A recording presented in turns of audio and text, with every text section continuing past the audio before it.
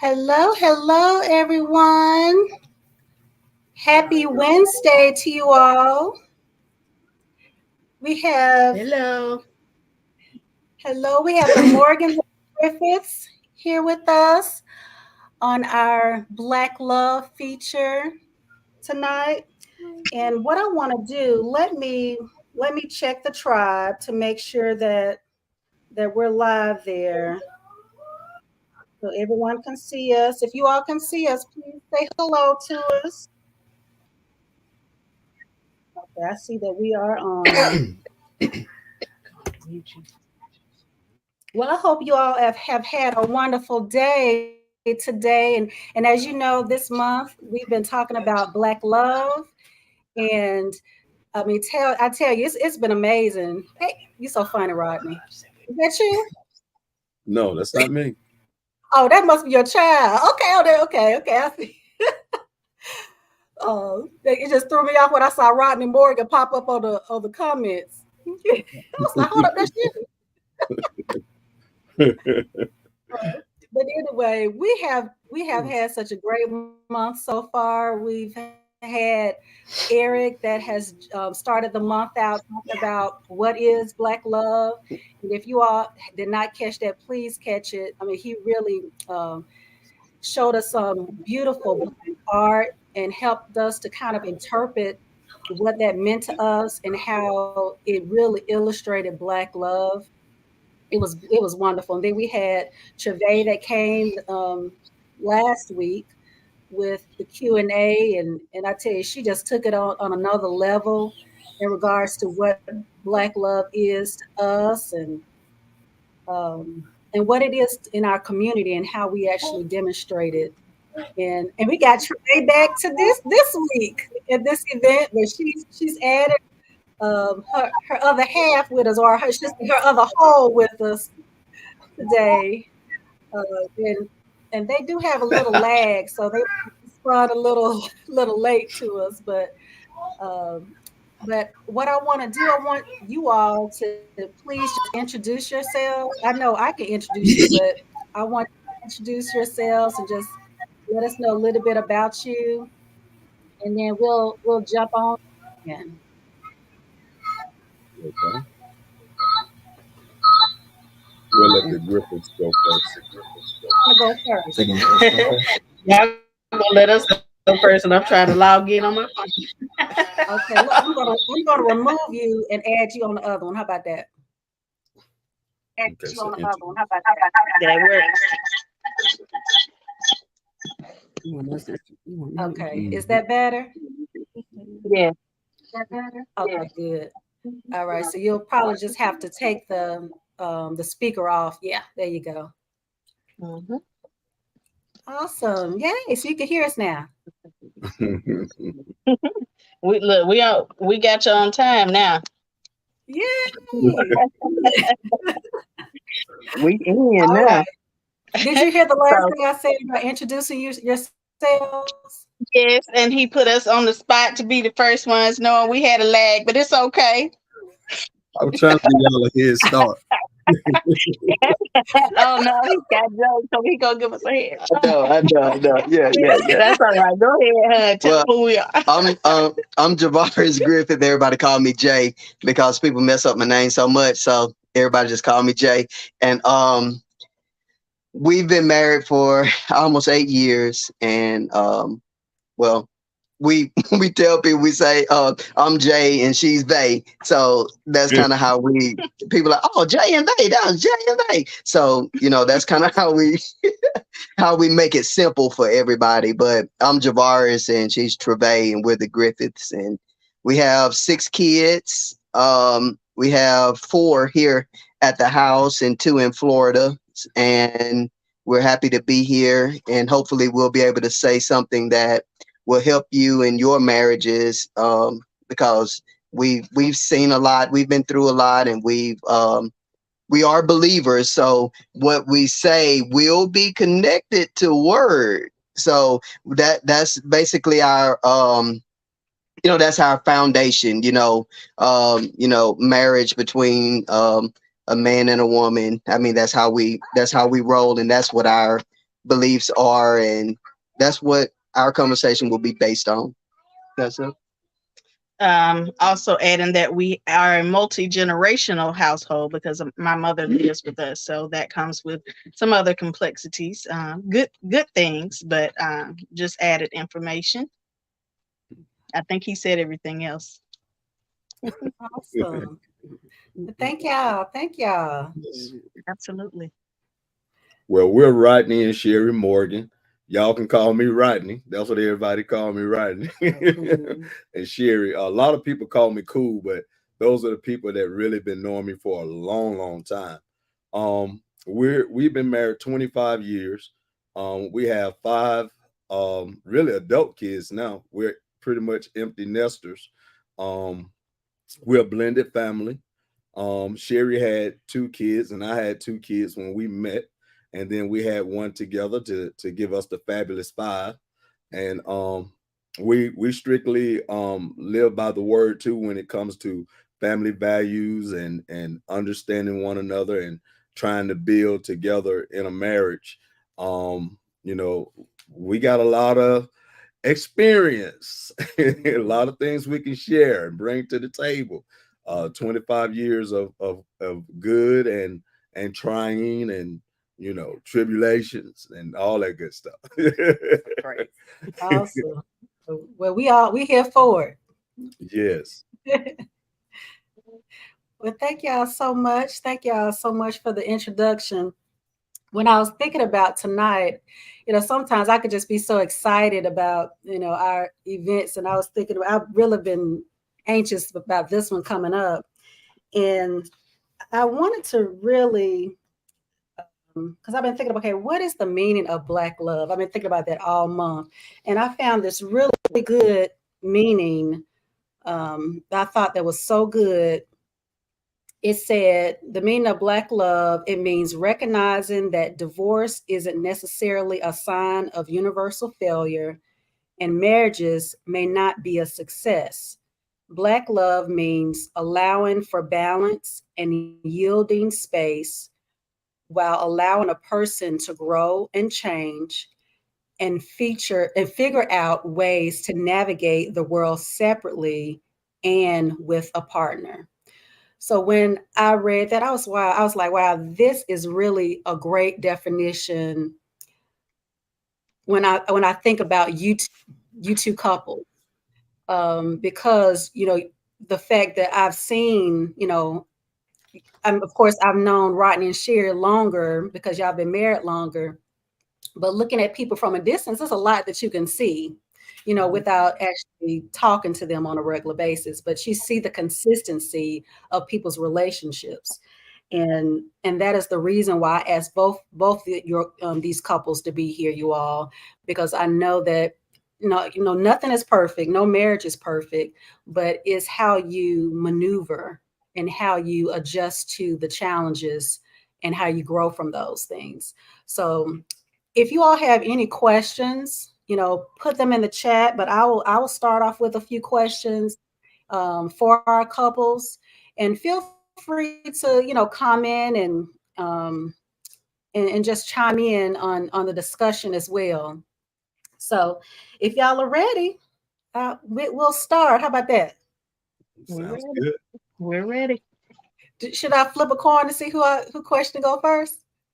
Oh, I'm a generous guy. We can just Clearly. Well, since I did talk about how marriages aren't perfect, and we have people from all different backgrounds that are watching us right now. We have couples who might have just got married, who haven't been married that long, people who are divorced, people who are single that have never been married, we have everybody, all kinds of different age groups, people who might have lost a spouse due to a passing. But we know that there are conflicts and disagreements that occur in relationships as a whole.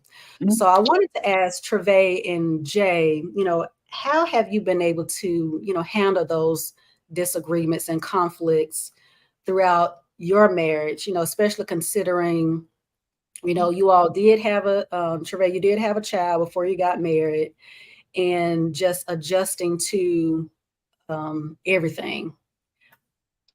So there are a few things that are instrumental in us dealing and handling our disagreements and our conflicts. Number one is always prayer. That's our go-to. As Jay said, that we are believers. So the first thing we do is go to God about our disagreements. And then there's confrontation. But when I say confrontation, I don't mean confrontation of each other. I mean confrontation of the problem. And as well as accountability and respect. So when we talk about confrontation of the problem, we want to confront whatever it is that's causing us to disagree, whatever the root cause is, whatever it is that we need to work out so that this doesn't become a recurring problem. We confront that. And then the accountability is holding ourselves to whatever we agreed to do. So once we communicate with each other and we talk about what was the root issue, and not placing blame, but figuring out what we can do to make our union flow smoothly. Once we do that, then we figure out, okay, what's your role? What's my role? Okay. And then we hold each other accountable and hold ourselves accountable to what we've determined that we'll do. And then lastly, we just respect each other. I love him, he loves me, and we understand that if he loses, I lose. If I lose, he loses. So, but if we win together, then both of us can benefit from that. So we respect each other enough that we show that even when we're disagreeing with each other, whether that's publicly, privately, whatever the case may be, we respect each other. Jacob. And we love each other, but we also like each other. So that that matters a lot when you're dealing with differences. And I mean, when you're just dealing with life, I mean, it's a lot easier when you really like the person that you're with, because everybody can't say that right now. I mean, we pretty cool. We don't have a lot of fights and confrontations because I really think that we're so reasonable. I mean, we know that we're not perfect. She knows I'm not perfect. I know she's not perfect. So when she say we come together and we kind of talk about it, I mean, we can just about talk our way through anything, because I mean, we both know that our heart's in the right place. That's for number one. And we understand that we are one and we're on the same team. Like she said, if I lose, you lose. We really, really understand that. So we don't really have room to just let stuff just lay. Because one of my things is out of sight is out of mind a lot of times. So we kind of balance each other out. So she don't let me just leave stuff alone, not long at all. So, and I think it's just the communication part, and we're very reasonable and we're down to earth, even with each other. That's good. So I think that's how. You said something reasonable. I mean, what does reasonable mean? Reasonable means almost like, okay, I did this because of that. It's like, okay, I don't agree. I wouldn't have done it like that, but I see why you did. It's like, it's reasonable. It's like, okay, I understand that, because, we're two imperfect people trying to make something work. So, I got my own issues. She got her own issues. I grew up this way. She grew up that way. I mean, we really understand that we have to work together. And it's almost like in the Bible where it said, let us reason together. It's like, okay, let's come up with something. We got to come up with a solution to the problem, because if we don't deal with it, it's still there, and the molehill will turn into a mountain if we just leave it there. And then to add to that reasonable component, we're also teachable. If there's something that I don't know, then I'm willing to learn that what he knows. And even if I know a little bit about it, if he knows more about it, then I'm willing to hear that out. And even if neither one of us feels like we know more, but it's just different, then we're willing to see each other's perspectives. Mm-hmm. So we're teachable and we're reasonable. Now that's not to say that we don't have disagreements. We just know how to respect each other as we work through those disagreements. Because we've had some heavy hitters, just like anybody else. It doesn't take long for the devil to attack your marriage, but we've been able to work through it through that ability to be reasonable and teachable. Yeah, it sounds like y'all grown. I remember Pastor Mike used to say marriage is for grown folks. That's right. uh, Sherry, Rodney, do y'all have anything to add to what the Griffiths were saying about conflict and disagreements? I totally agree. I totally agree with what both said, and we're pretty much the same way, like they are, but they sound way seasoned than 8 years. Good thing. That's a good thing. Yes. One thing I would like to add is to agree to disagree and to give up your right to be right. To give up your right to be right is something a lot of people struggle with, because you always got to be right. No one is always right in a marriage or a relationship. So when you can humble yourself and give up your right to be right, that kind of give the other person the power, and when I say the power, not the power to like just say they rule everything, but in cases with me, the Bible talks about the woman being a weaker vessel. I understand that I'm a strong guy. I understand that I'm a man. I understand that my position in the home is the head, but that don't mean I have to make the last decision. So sometimes we have a disagreement. I might even know the full answer and she might not have came around to understand it yet. But for peace sake, I give up my right to be right and allow her to have that stage and to do what needs to be done. If it doesn't work, I'm not going to throw it back up in her face. If it's not right, I'm not going to throw it back up in her face. I just say, hey, don't worry about it. We got this. Let's move on. Let's do it this way. And that settles it. So that's the only thing I wanted to add. Everything else they said was beautiful. And can I add to something that he said? It made me think about something that I say sometimes. When you have an argument or have a disagreement or whatever, if you choose to forgive that person, you forfeit the right to hold it over their head. That part. Yes. Yes. I like that. Yes. That's good. I tell you, I hope y'all taking notes. I at one point in time, I was like, I feel like I need to be writing down some stuff. I need to go back and look at this on replay. Right. Well, I know with disagreements and conflict, it takes, just like, Jay said, being reasonable, us being mature. So, Rodney and Sherry, how has communication played a role in your marriage?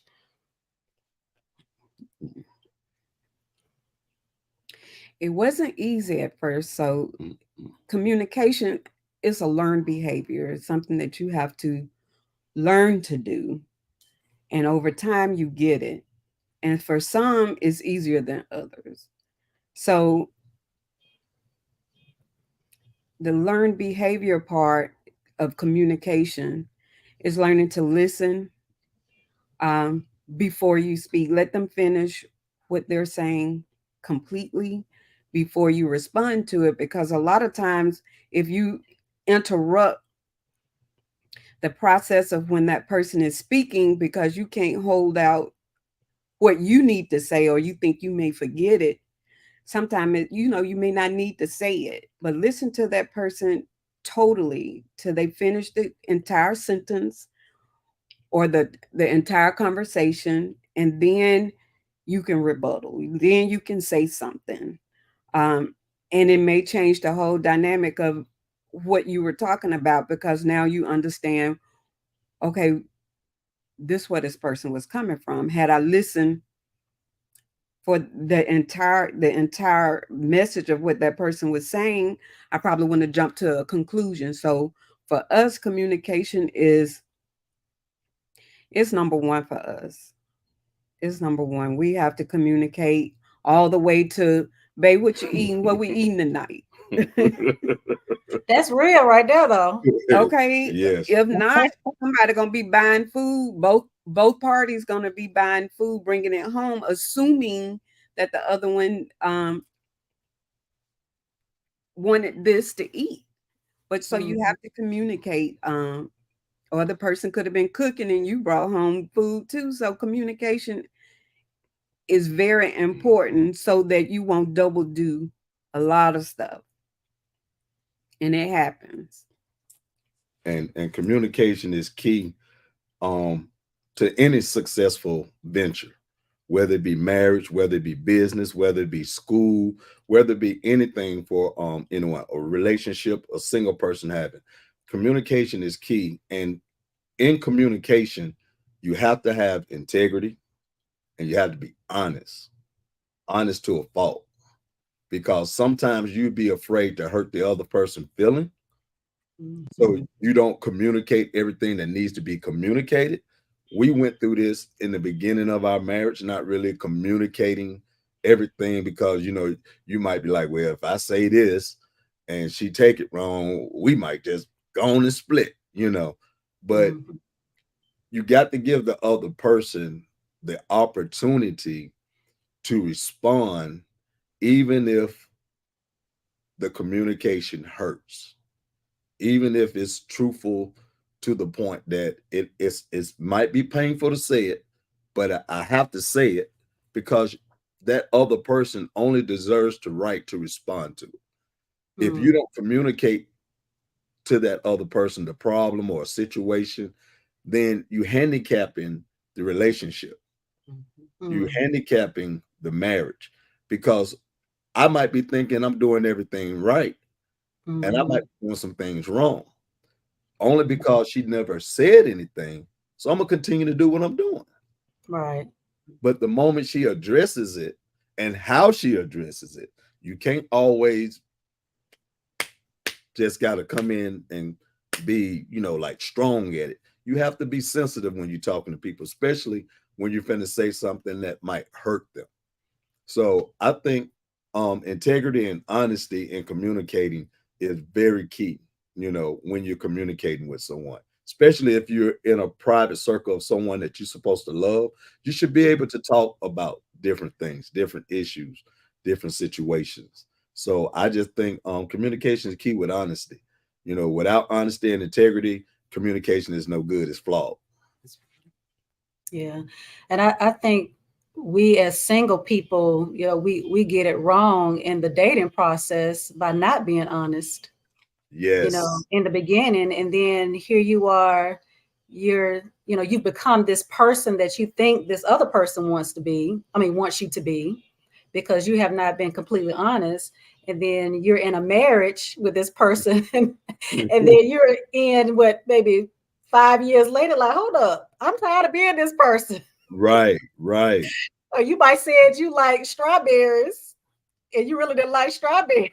That person been giving you chocolate covered strawberries every Valentine's Day or something. Right. But that might be small, but that definitely is, just like Cher was saying, a learned behavior. Yes. And someone mentioned in Facebook, I guess they want Cher, I guess they want you to elaborate. It said, I'm not sure what they're trying to say, Cher, about communication being a learned behavior. I'm not sure what they were trying to say, but I think they wanted you to elaborate on that. Okay, so I think it's a learned behavior because everybody does not communicate. They don't communicate.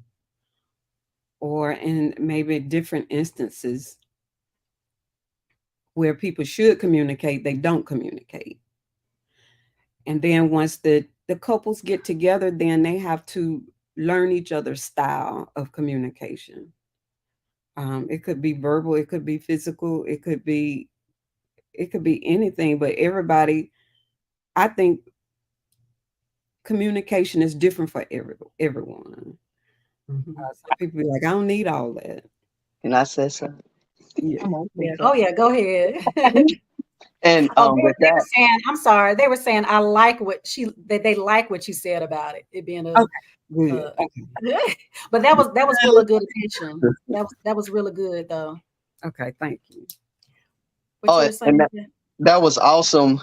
What you just said about it being a learned behavior, because a lot of times, um, I guess part of being teachable, you even you have to even learn how to communicate with the person you with, because that does, just because you a good talker, man, I can talk. I mean, I used to be real quiet when I was younger, but when I really hooked up with God, that's when I really started talking, because I wouldn't clap in church. I wouldn't say amen. You would think I wasn't even in the building. But after I started saying amen and stuff, I started talking to people. So just because you're able to communicate with people doesn't mean you communicate well with your spouse. And the main thing is, with me, I learned some just a few years ago.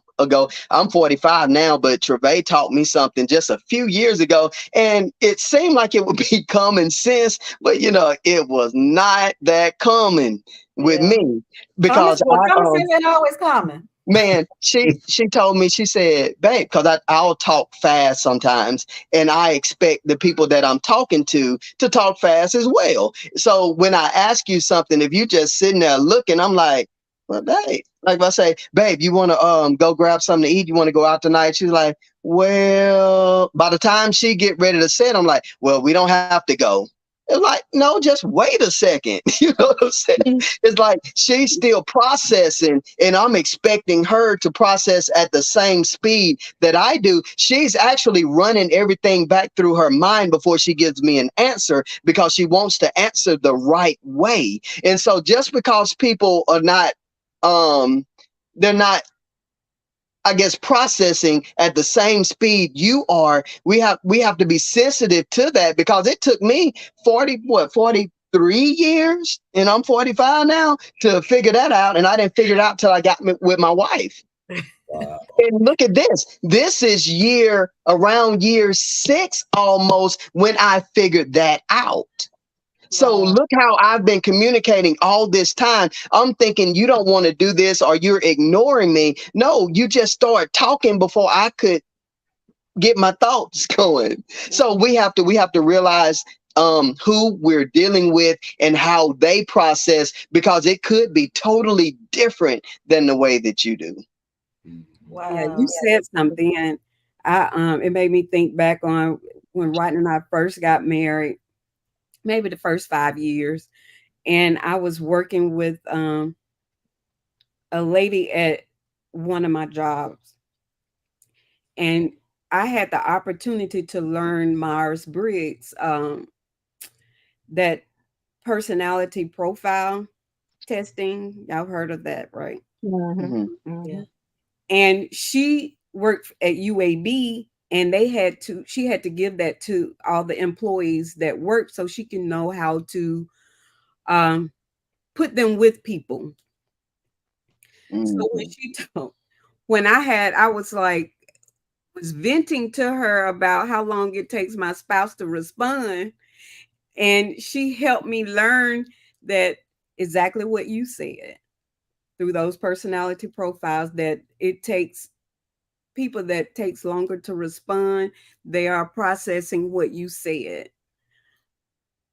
And I'd be ready to go on to the next thing. And I'm thinking like you, that he's ignoring me, but actually by the time I go on to the next question, he responding to the first question. And one time I started counting how long it take. And I was like, it took you 32 seconds to respond. He said, you counting? Yes. Yes. So I learned that. So it doesn't, I think it bothered me because I didn't know. But once I learned, I was like, it doesn't bother me. And honestly, I think God puts people that complement each other together. I caused him to slow down and think a little bit, and he caused me to be a little bit more spontaneous with my decision making, because I'll run it through all kind of filters. Is it going to help somebody? Is it going to hurt somebody? I mean, I run it through so many filters. That's what makes the process take so long, because I'm like, I'm checking for everybody and everything, you know.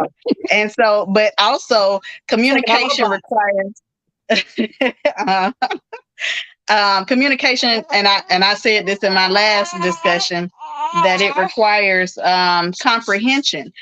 The person that you're speaking to needs to understand the message that you're trying to give them, the intent behind what you're trying to say. Is, you know, because like I said in my last discussion, he and I have two totally different vocabularies in some cases. And what something means to him means something totally different to me. And that can change the message that he's trying to give me and the way that I receive it. So we have to comprehend, we have to know what that other person's language is. I know what I mean when I say this, but I have to know what he means when he says it, so that so it doesn't cause any rifts or any, you know, issues with what we're trying to say. And we don't get frustrated with each other. He's been talking like he's talking his whole life, and I've been talking like I'm talking my whole life. So it's not necessarily going to change so much. It's just the fact that we have to understand each other and the language that we're speaking. We both speak in English, but we speak in two different sites. For example, You know what,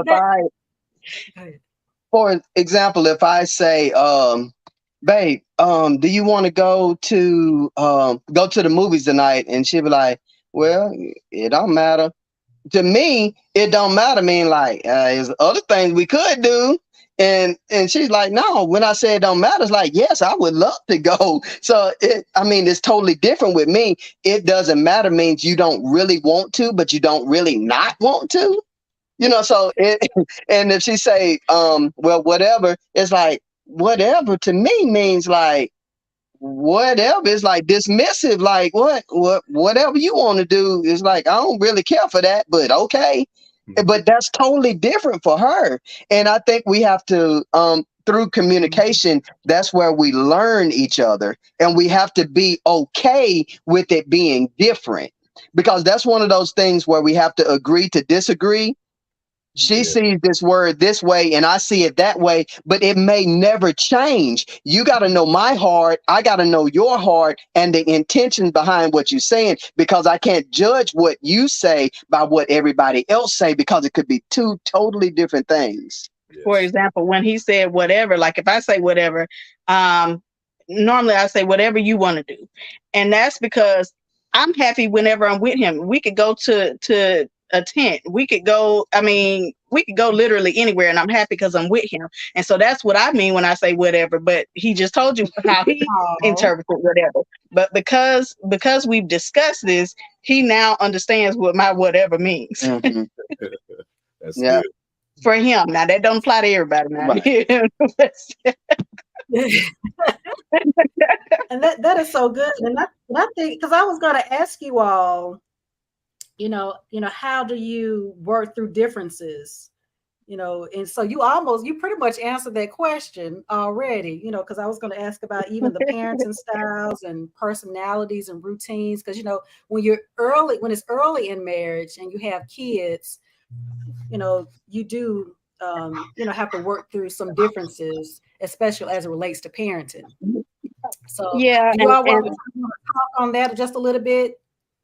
Just a little. So what I would say about working through differences is really two things: preparation and appreciation. Prepare for there to be differences, because you already know you're two different people. You came from two different households. And it's like, even if I was to bring my sister on here, my sister and I have the same parents. We came from the same household, but we think differently. We operate differently. And it's the same way with him. Just imagine, you know, him coming from a different household. So the preparation comes from knowing that there are going to be differences. And then the appreciation comes from, like I said before, that complementary nature of it. I understand that him rushing me actually kind of helps me it kind of shows me how to operate in a faster system, how to go through my process just a little bit more streamlined. You know what I'm saying? Like, I appreciate the things that he brings to the table that helps to sharpen me, and vice versa, the things that I bring to him that helps to sharpen him. And then expectations greatly influence your experience. Whatever my expectation of my husband is or was before we got married kind of determined my experience until we talked about it, until we discussed it. And then you have to make sure that whatever you're asking of your spouse is realistic, is fair, is open, that you express what your expectations are, because you can have a standard, but you also have to have patience and understanding. Yeah, That's good. that's good. Rodney, Sherry, did y'all have anything to add to that question in regards to differences? No, that was good. That was complete. Honestly, Okay, that was. complete. I like that. I like that. That was complete. Complete. Well, I have a question for you all. That's kind of like it kind of segues into that with. I know you all said you had 2 children apiece, before you came together. So tell us how you were able to blend your families together. How was that process? You want to take the beginning of that? You want me to take? You can go. Okay. So Sherry had 2 kids. I had 2 kids. Sherry kids were 7 and 2. Mine's were 4 and 3. Yeah, when we met, 6 and 2. 6 and 2, and 3 and 4. 3 and 4. Mine's was 3 and 4. Hers was 6 and 2. So the way we were able to blend the family together, first, the kids were so young that they just wanted to always be around one another. So they love playing. They love playing. So that was a given. You put kids in the sandbox, they're gonna play until the parents or the adults bring in separation. Well, what we did was we didn't use the step mom, stepson, stepdaughter. No, our kids were our kids. I even told them when they came of age, we don't use the step word around here. You're not my stepdaughter. You're not my stepson. My kid's not her stepdaughter, stepson. You're our kids. We're a family. And I believe once you remove the separatism of a family out the house, it allows everybody to grow. Now our kids, you can tell them they're not brothers and sisters if you wanted to. They have brother and sister nights. We can't even come. We be wanting to go over there and stick our head in the mix. But because we remove, so many people get married with blended families, and the wife might be like, well, you're not going to discipline my child, or the father of his child might be like, well, I don't like the way, you treated my child. Whatever gifts and talents we both have for those kids, it's for all of them. It's not to be separated. It's not to be looked upon as one is greater than the other. They're all our children. When we go out to eat dinner, it ain't nobody trying to sit there and explain, well, this is her too right here. No. We're a family. This the Morgan family. Either take it or leave it, but this is what it is. Even with our own parents, with our own families, that from both sides of our family. My mom, she was so, I'm crazy. I was about Miss Patricia, but my mom, a lot of people didn't get to meet because she didn't go to Faith Chapel. But when Justin was a little boy and he used to come over to my mom's house, let me tell you, that was grandma. That's how we rolled in the Morgan side. So she would want to feed him and all these different things. And she would be like, no, Miss Morgan. Mama said, shut it up. Let me say, wait a minute. You know how you give your kids the little pep talk before you go inside people's houses? Right. Don't touch nothing. Don't do anything. You go in here and sit down. Don't you ask them for anything. Food. Right. If you need some water, you'll be all right. Right. We get in Rodney's house to meet his mom. We probably already knew her, but I was giving him that pep talk. We go right in there, and I see my son coming down with, I think it was like a popsicle or something. And I was like, where you get that from? before I can get that out my mouth good, his mother came around the corner and said, I told him he can have it. That's right. He can have. I gave it to him. He didn't ask me for it. They can have anything they want in this house. You know, she just went overboard about what all the stuff that she buys and when she buys is for the kids. Mm-hmm. So I had to zip it. I was like, yep. Oh, okay. That's right. I was thinking my pep talk did not work. So, extended family helps blended families.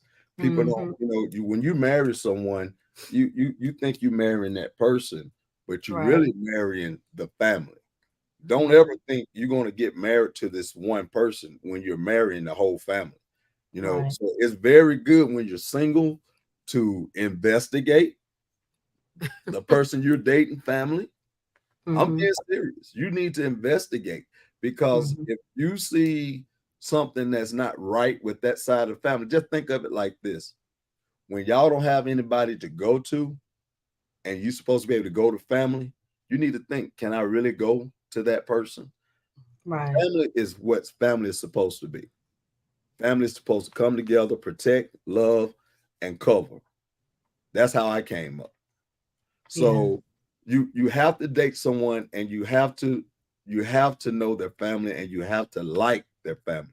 Don't marry someone if you don't like their family. I'm sorry. That's for me. It might not be for everybody else that's listening, but I feel like it's very important, because our two families, you can tell who were the in-laws and who's not in-laws. Even with her brothers and my brothers and sisters, we don't use the brother-in-law. You never heard me tell Dave, hey, brother-in-law, come here. Never. That's my brother. My brothers and sisters are her sisters and brothers. They don't use in-law terms. We don't use that. Any word that separates the family, we don't use. And if you want to be that person, you're going to be an outcast. We don't like separatism, or favoritism. I don't do either one when it comes to children and when it comes to family. Yeah, because you see family as being one. That's and not being a clique here and a clique there, and my family over here, your family over there. And let me say this too, if it's some men listening. When I was dating Sherry, I don't know if I did it after we got married or before, but her ex-husband, him and I had a great relationship. That's good. I respected him. He respected me. Our relationship, I never went at him sideways. I never talked about him around his kids. I never did that. I just dealt with him. I respected him. He respected me. I actually introduced myself to him. I wanted him to know who I was. And I wanted him to know the kind of father that I was going to be. So I think men, we have to drop this macho attitude that we always got to have this exterior of I'm tough. I'm not the one to mess with. When you're marrying someone that has kids, he is someone you're going to have to mess with. So it's better to have a great relationship with that person than to have a negative relationship with that person. Vice versa for the women. You're just going to have to communicate, because there are extensions to this marriage. Whether you want them or not, there are extensions.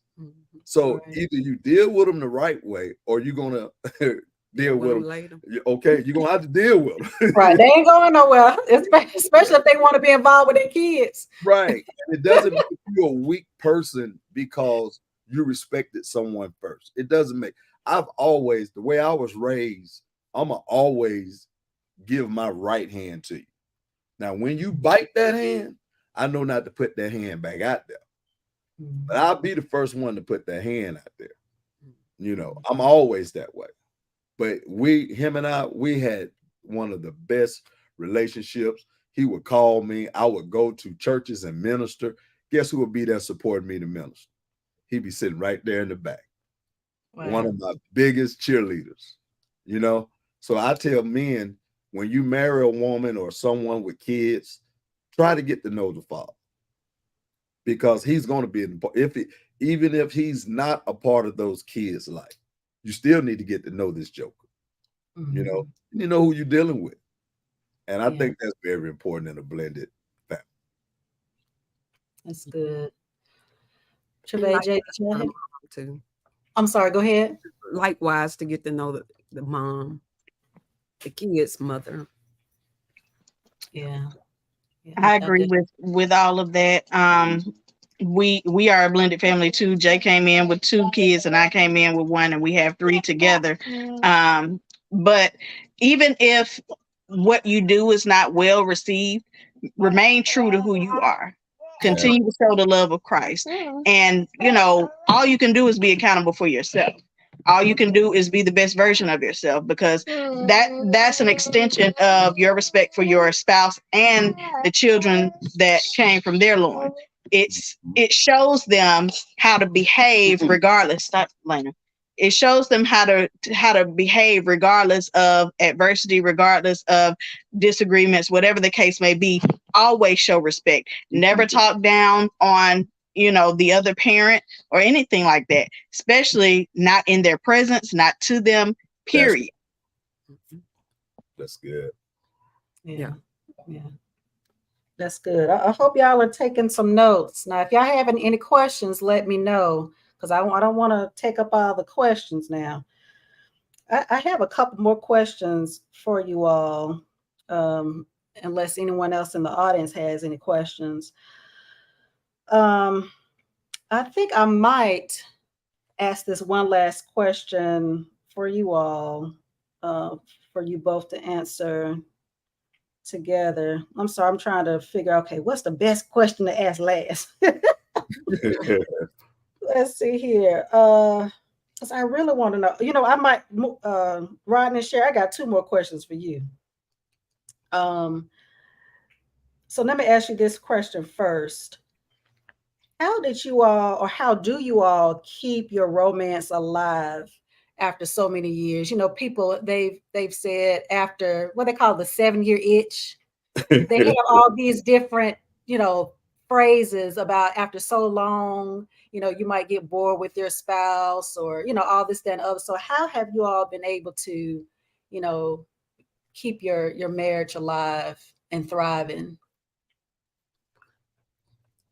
I think doing spontaneous stuff. Now, for Rodney and I, we always going on trips and stuff. With his side have a family reunion every year, so we always may not be romantic, but we're always doing stuff together, which keep us close together. We're doing stuff with family. Our daughter, she plays volleyball. That keeps us busy. And we may get some romance in between time. But I think that's pretty big and broad, because this is marriage in real life is not like marriage on TV. Right. You have to fight for your time together. Yes. And be intentional. Just being intentional about it all. For a lengthily, I guess that's the word, period of time, we used to go to the Seabreeze Jazz Festival. It just so happened to happen right around our anniversary. So we would usually take 3 to 4 trips a year. We always took 3 to 4 trips. Before COVID, we used to always take 3 to 4 trips a year with the kids, all of the kids, personal trips with us. So like she said, I always had a family reunion. So that was always a trip, whatever state it was in, but just doing things intentional. We always go out and eat. You might see us. We gonna eat. We be at every. Now that we're empty nesters and all. Yeah, we always out. So definitely, trips and stuff we took really kind of helped.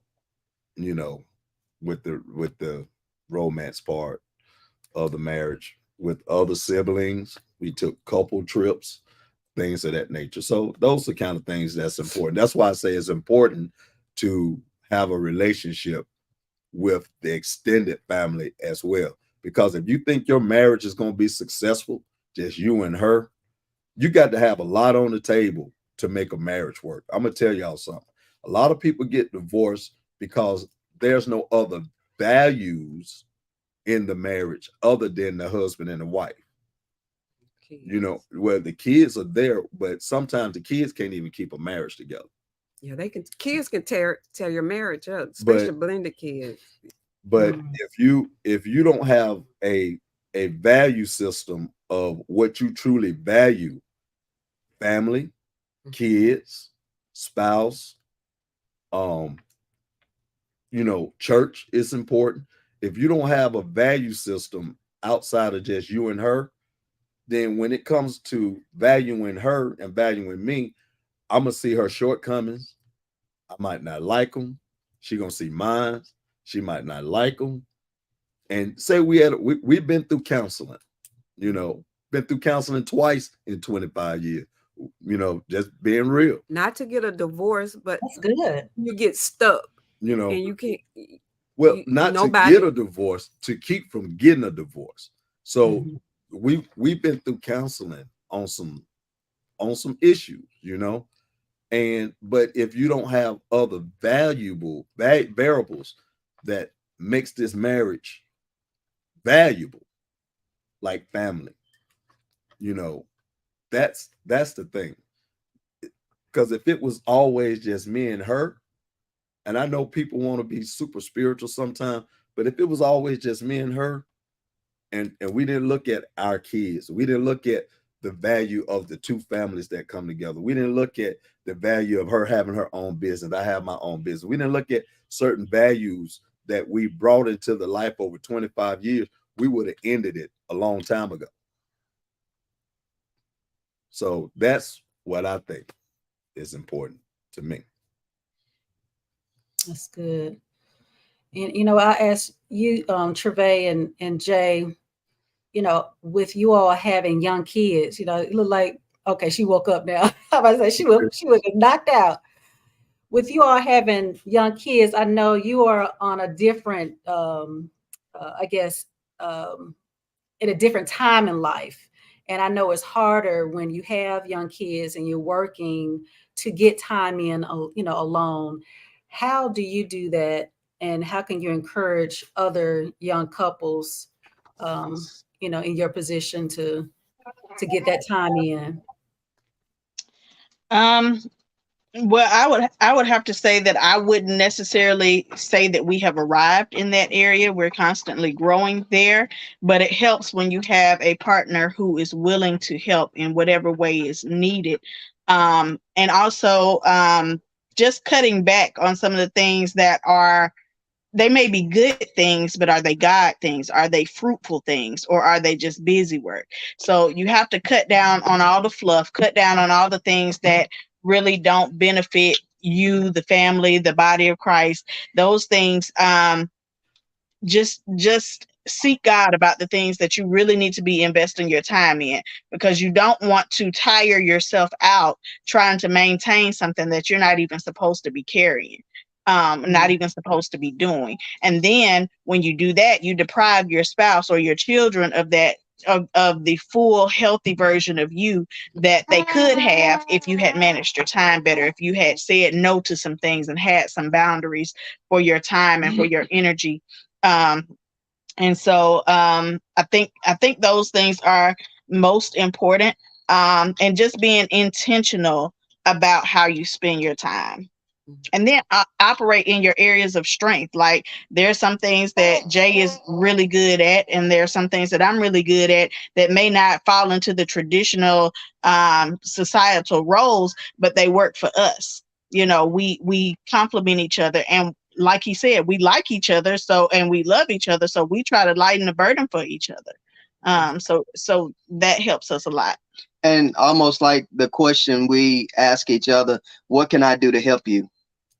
I mean, if we're constantly seeking, what can I do to make things easier for you? You find out that you spend a lot of time together when you asking those questions. Like, well, shoot, I just need a hug. Okay, I'm gonna hug you every single day. You got to push me off. So it's it's just the communication part, and I guess finding the love language, because you can waste so much time. I could waste so much time buying this, buying that, but I tell you what, one of the best presents I ever gave my wife was writing her a letter.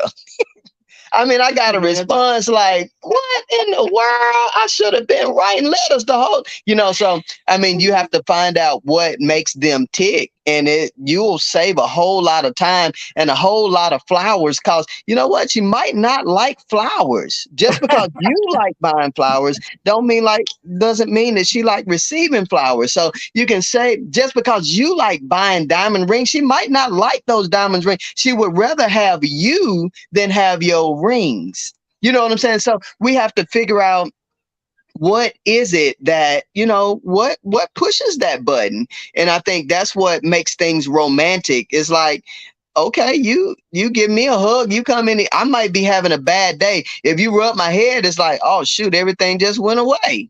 You know what I'm saying? So you just have to figure out what it is that, that makes you, that supporting each other. And, I guess that's part of communication too, because if I don't know you, I don't know you. So yeah.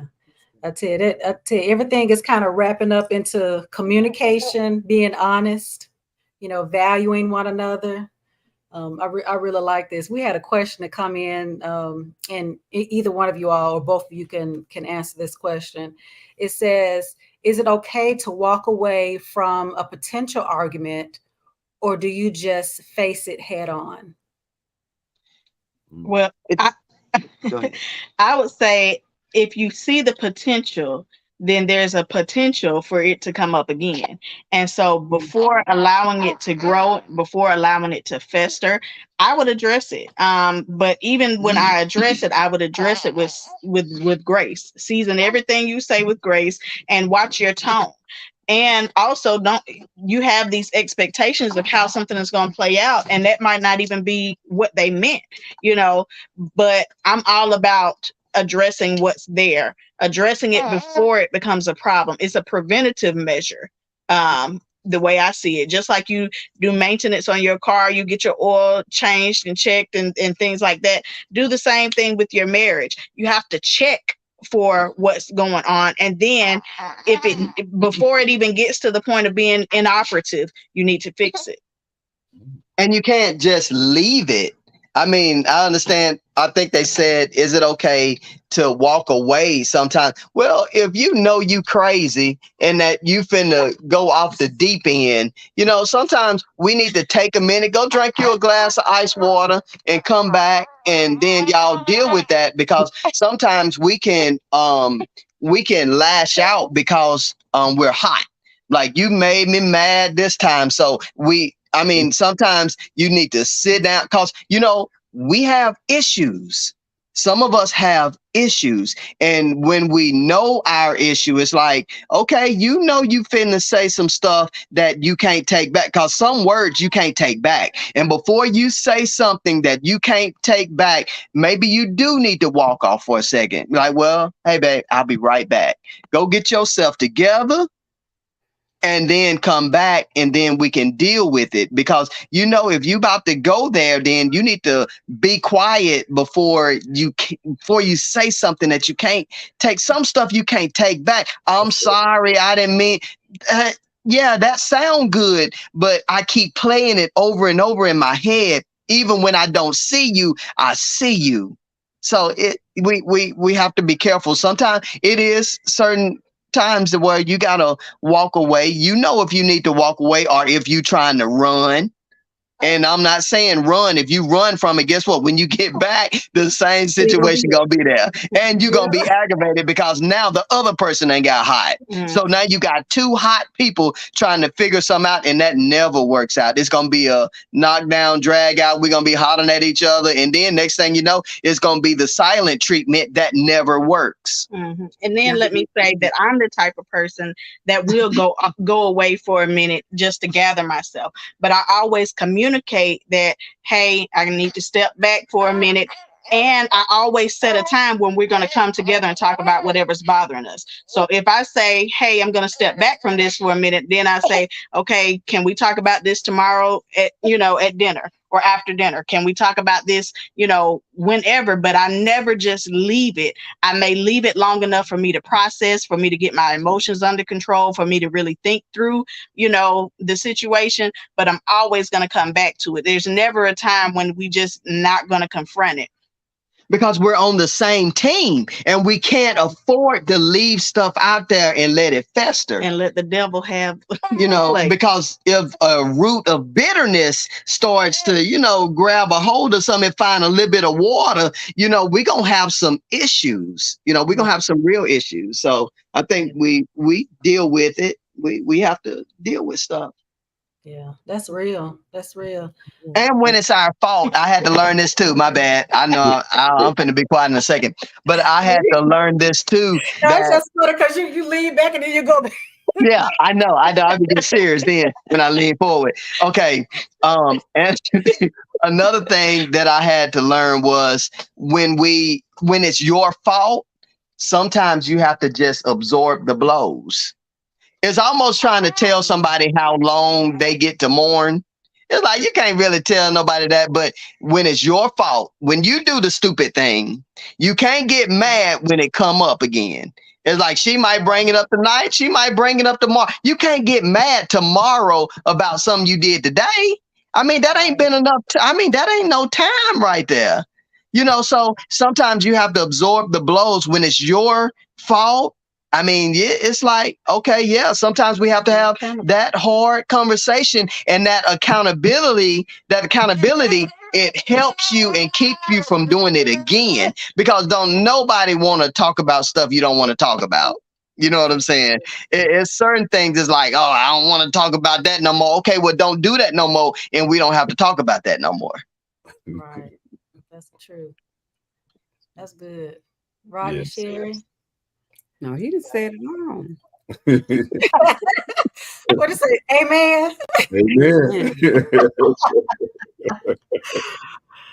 Amen. Someone else mentioned, how do you patiently navigate challenges? This real right here in marriages, because this everyday stuff.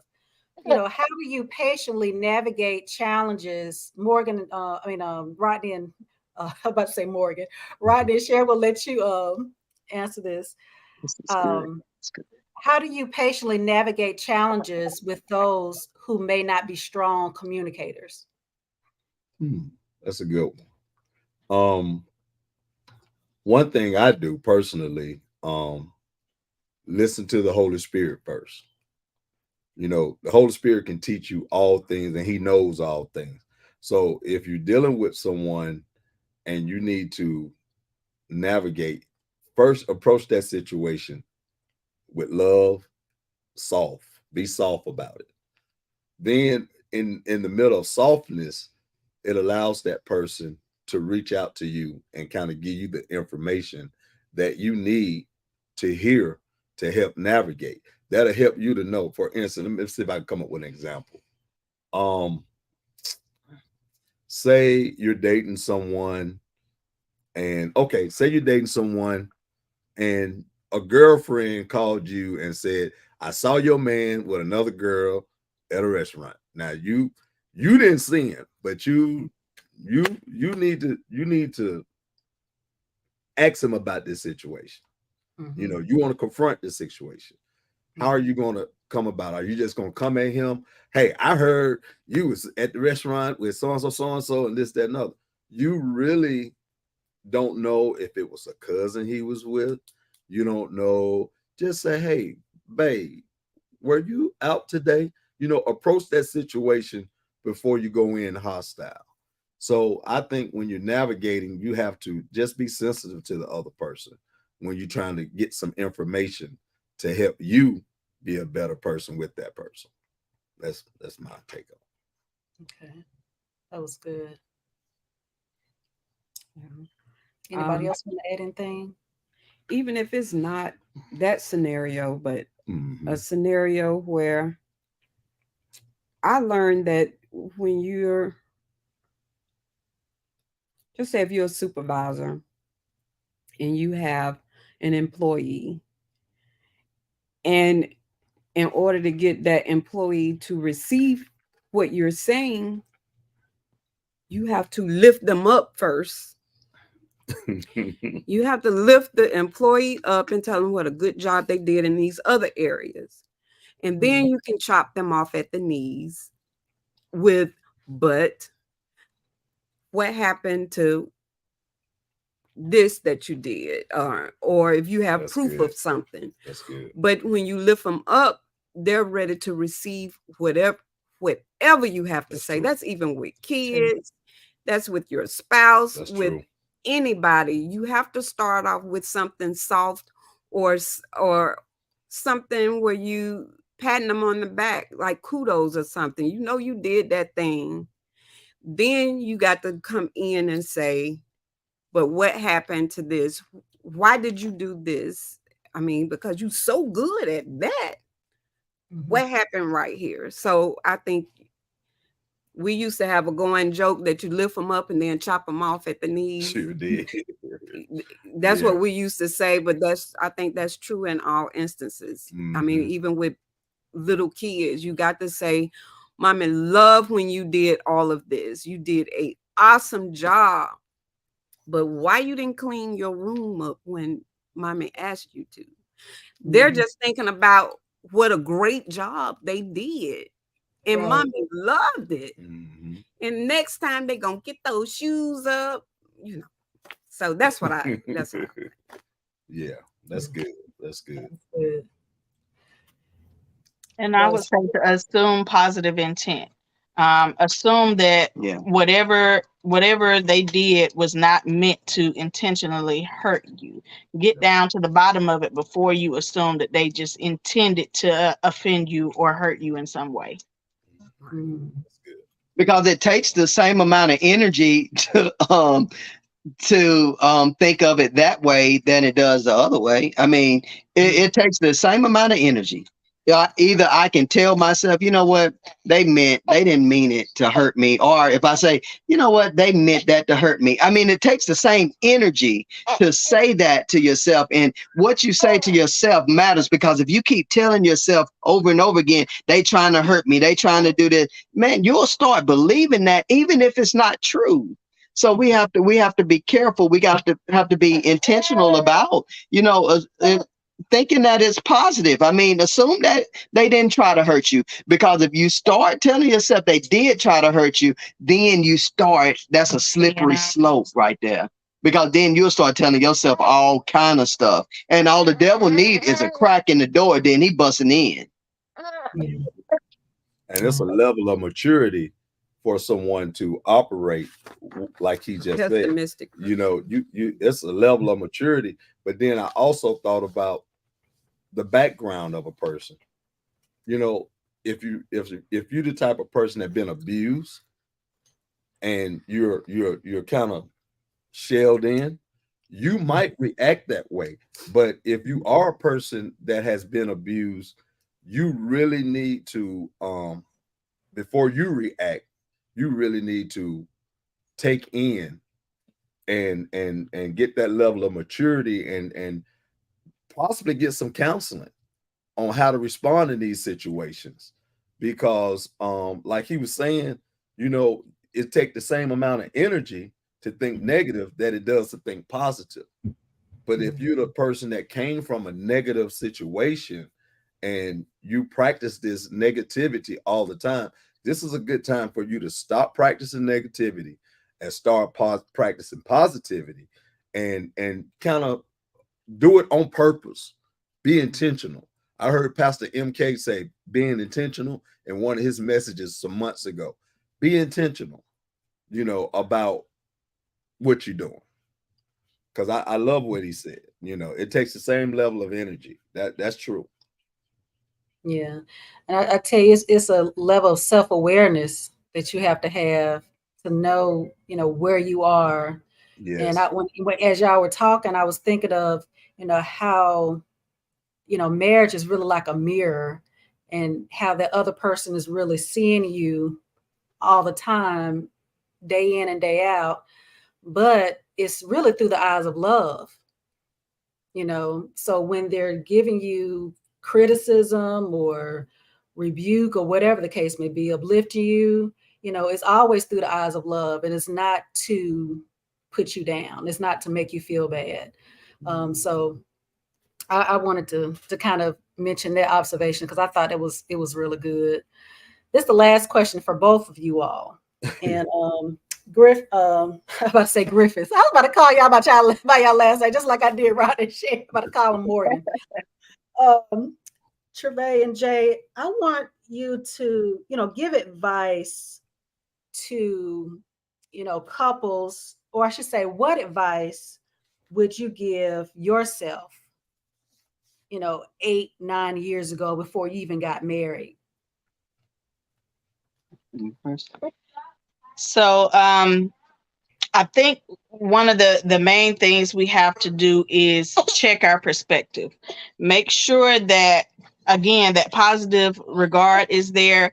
I know with one of our hardest challenges, and this is the question that we didn't answer, but one of our hardest challenges we had to overcome by understanding that there was something below the surface going on. And so really just dig deeper. Whenever something comes up, dig deeper and then change the way you see it. Like we have a Made It Over anniversary where that was the day that, we were about ready to call it quits. But instead of getting down about that day, we actually celebrated as an anniversary. So we call it our Made It Over anniversary. So we shifted what the devil thought he could use to tear us apart, and now it's something that we embrace and we celebrate, and we, and that's when we renewed our vows, because we realized that again, we're better together, we're on the same team, and going into it, we assumed that because we were both saved, we, both loved each other, we assumed that we wouldn't have the problems that we had. And God had given me some guidance in my book. And so we just kind of felt like, okay, it's going to be smooth sailing. But then when it wasn't, we had to redirect our thinking, and we had to think about, okay, we still want to be together even after this, but how do we do that? We had to be intentional about changing our perspective of our struggles. Mm-hmm. I lost my train. You were supposed to move forward, Jay. I was hoping to say something. Okay. That I think we if I gave myself some advice, I drew a blank, my bad. 8 years ago, I would have told myself that make sure you're as selfless as possible. Because sometimes we just think about me, I. But we read a book not too long ago. We did a book study, and it talked about our job is making the beautiful more beautiful. So it's like my job is to compliment her. She's already beautiful. Let me make her more beautiful. How can I lift her up a little bit higher than she already is? Because it's our job to bring out the best in our spouse. So if I'm lifting you up, I'm motivating you, it takes the same amount of energy for me to tear you down. So if I want you, if we're on the same team, I need the best version of you that I can get. And you need the best version of me that you can get. And if we're both at our best, we're unstoppable. Yes. And so I think that's the main thing. When we say that we're better together, it's like it's a process, and it's a maturity, because sometimes you have to take it one day at a time. We're better today than we was yesterday. And I think it's when you look at maturity, I think you really have to have a mindset to that.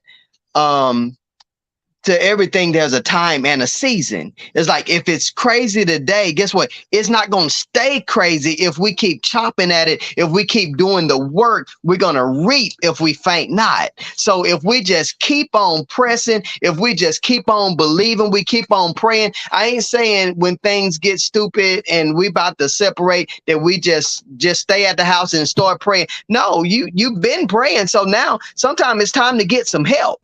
You know, where there's much counsel, there's safety, but where there's no counsel, I mean, it's danger. And we have to be sure that we're not allowing things to get so far gone before we seek help.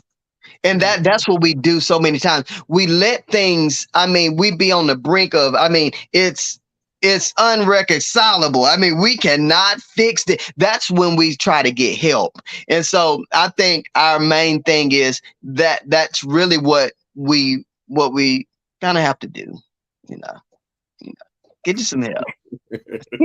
That's good. That's good.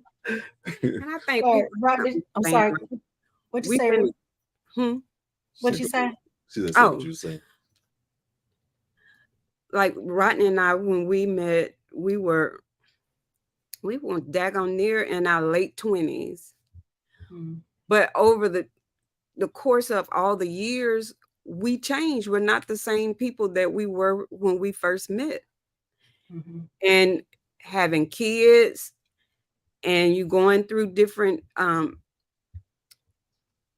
journeys in your life throughout 25 years, you know, like you were saying, Jay, I mean, you don't wait so long to get help. And some people do. And then when you go and try to talk about it, you really don't know where the root cause is. But if you do it, be intentional. And me and Rodney, we try to do self-checks. First, find out what you like, what you don't like, or what you want the other person to do. Just write it down, and then you can evaluate each other at the end of the week, once a month, every quarter. Just do self-checks. Make sure, hey, babe, how I'm doing here. And it's likewise for him, because we're not the same 25 years ago. Nobody's body's the same. Everybody's body's change. Hair, styles, you know what I'm saying? The way we thought back then is not the same way we think now. Right. Yeah. So what advice would y'all give yourselves? Well, you know, the advice, I mean, honestly, before you got married, I should say. Before we got married, you know, we was going through singles fellowship. Thank God for singles fellowship back then. It gave us an upper hand on asking each other certain questions. So for us, we did the layout before we got married. We asked the hard questions. We went through pre-marriage counseling. You know, we asked the questions that my expectations of her expectations of me. Now, once you clear the table with your expectations, we talking about before you get married. Now it's time to perform. So I think the true answer to that question is, once you ask questions and get information and expectations from one another, making sure that person keep their word and perform. You're going to grow. Like she said, we're not the same people 25 years ago, but through the growth process, those expectations that you discuss, they're still on the table. They never leave the table. You just learn other things, positive growth on top. But just because you got other stuff on top, what started everything is still there. You don't take that away just because it's 25 years later. No, you still do those things that you discussed before you got married. That's your glossary. That's what you go back and say, hey, in section 1, we talked about this right here. Now, your foundation. Yeah, you know, what happened? What happened with this chapter? No, we need to get back. We need to revisit this and make this happen. I think that's very important, that you put your expectations out there and give that person an opportunity. Remember, we talked about honesty and integrity and communication. I'm throwing out examples. If you're a person with a high sex drive, and don't be not putting that out there on the table, Put it out there. You talking about spending lifelong with a person. Put it out there. Be honest about it. If that person say, well, no, I'm not that, then now you got something to look at. Right. How valuable is this going to be in your relationship? So I just think a lot of times we get married and we didn't put everything out there on the table, and we assume that certain things are going to come to the dinner table. And so now you got your rice, your gravy, and your pork chops, but you're looking for your biscuit, and your biscuit ain't there. You got a problem. You ain't made them biscuits. You ain't made no biscuits. Yeah, I thought you could make them biscuits. You don't even got the ingredients for the biscuits. So yeah, that's my thing. If I had to do anything, if I had to give anybody advice of what to do, or I would think what to do before you got married, is just put all your true expectations out there. Even if you don't think that other person can reach them, they might can say, I can work at that. We can work at that, but you just got to put them out there. That's good. That's good. I tell you, this was so good tonight. I know I'm gonna go and watch this. And just so you all know as well, this is on the Teach Me Tribe YouTube channel as well, so you can watch it. And it will be in the tribe as well, so you can rewatch it. And please let us know, your takeaways from tonight. I mean, because the Morgans and the Griffins, they really dropped some nuggets tonight. I mean, some wisdom that you can really live by, some real life situations that can really help you. And again, I just want to thank you all for your time, and thank you all for your wisdom, and just being here tonight and sowing into the lives of this community and beyond. And those of you all who aren't a member of the Teach Me Tribe, join us. We have events every month, and really every week, I should say, that caters to you and your growth and your development as a man or woman in every area of your life. And tonight we've seen Black love in action. It's really demonstrated in both of these couples' lives, and I really pray that y'all were blessed as much as I was tonight. So did y'all have anything before we dismiss, we close? No. I enjoyed gleaning from the Morgans just as much as we shared. So thank you all for sharing your wisdom with us. And I want to tell the Griffiths the same thing. Like Sherry was saying, y'all talk like y'all been married 25 years. I love it. I love it. I love it. I love it. Thank y'all for the wisdom, And I got something from them, believe it or not, that stuck with me. So I love it. I love the fellowship. Good. Tiffany. Thank you. Well, this what the Teach Me Tribe is all about. We teach each other, we listen, we share, we empower. So it doesn't matter if you've been married for 8 years or 25 years. It's always something that you can learn from each other. So thank y'all again for coming, and thank you all on the other side. And I guess we'll see you all next week at our tribe mixer. Everybody, that is on the 30th at 7 p.m. That's the foundation of our tribe. So we will see you all there. We'll complete our discussion on Black love. So until then, I will see you all next week. Bye. Bye.